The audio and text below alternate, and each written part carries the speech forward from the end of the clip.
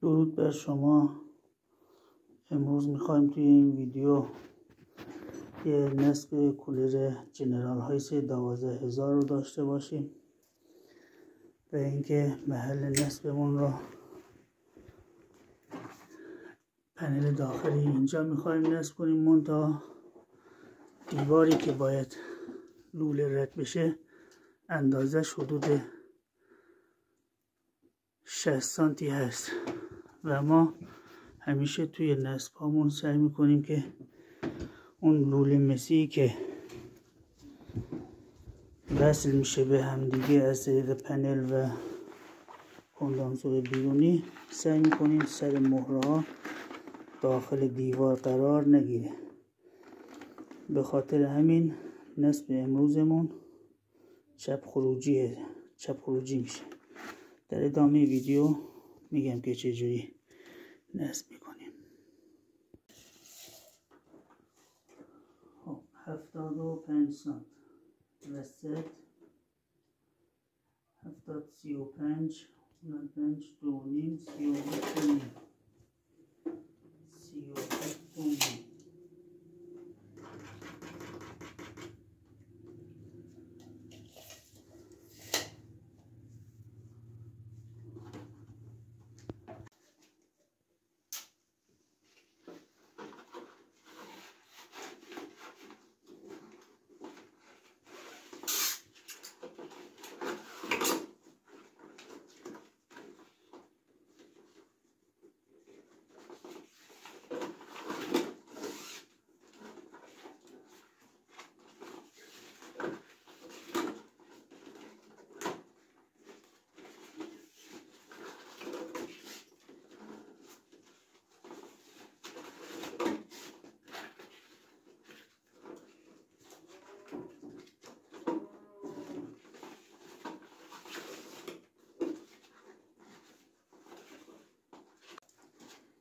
برای اندازه زدن از این لبه تا لوله بزرگمون 41 سانت 41 سانت.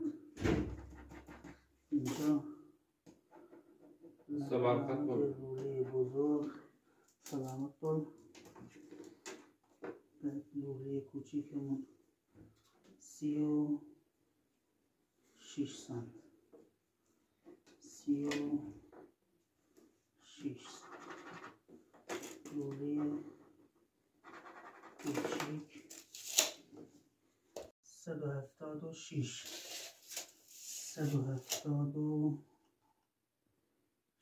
تقسیم بر 2 50 35 85 3 85 3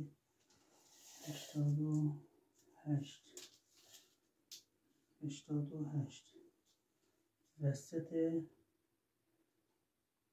پنجره. تمام. حالا اون علامت که روی کولر زده بودیم وسط کولر رو نشونه گرفته بودیم با وسط پنجره که دوتا خط به ما میده، دوتا رو توی خط قرار میدیم. این موضوع باعث میشه که کولرمون تقسیم بشه روی دوتا پنجره. بعد یه خط تراز که من اینجا در نظر گرفته بودم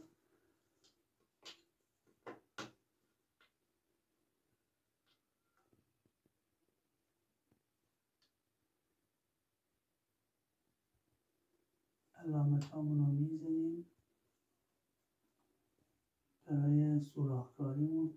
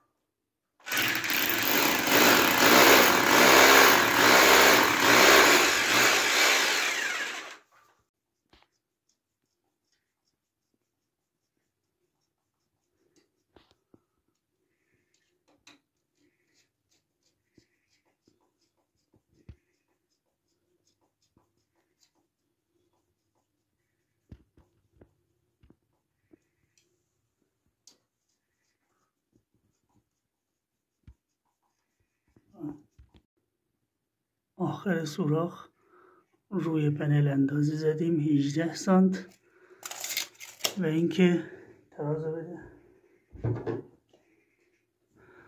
خواستیم علامت سوراخ رو بزنیم، یک تراز میگیریم از لبه این فلز حدود نیم سانت یا 1 سانت بالاتر سوراخ میکنیم که پنل وقتی افتاد سوراخ از زیر پنل دیده نشه.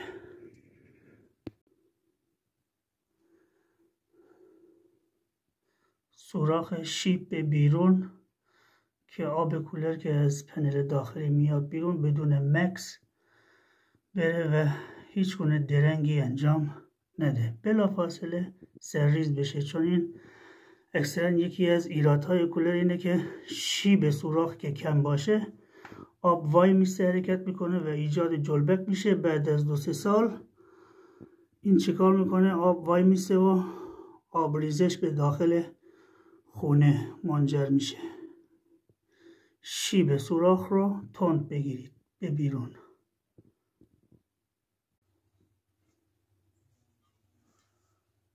واسه مونتاژ کردن پایه هامون همونجوری که میبینید چند تا پیچ و مهره و پیچ و رابورت ها اینا هست. بعد این پایه یک طرفش رو که همونجوری که مشاهده میکنید صاف، یک طرفش اوریک داره. حالا ما یه جوری میخوایم مونتاژ کنیم که این حالت 90 درجه قرار بگیره. اگر اینجوری ما نصب کنیم میبینید درست نیست و اگر ما اینجوری پیچ و مهرش کنیم به این حالت 90 درجه مونتاژ میشه. پیچ و مهره هامون رو رد میکنیم.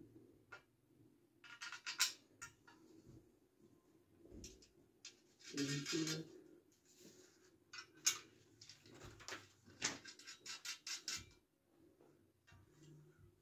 و به این صورت.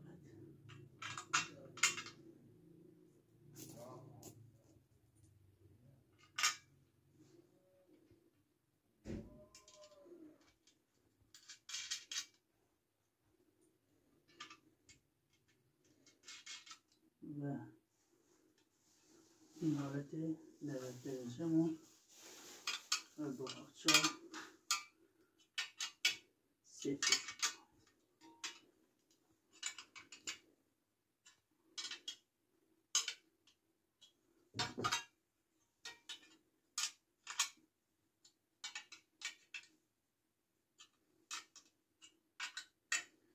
آخچار 13.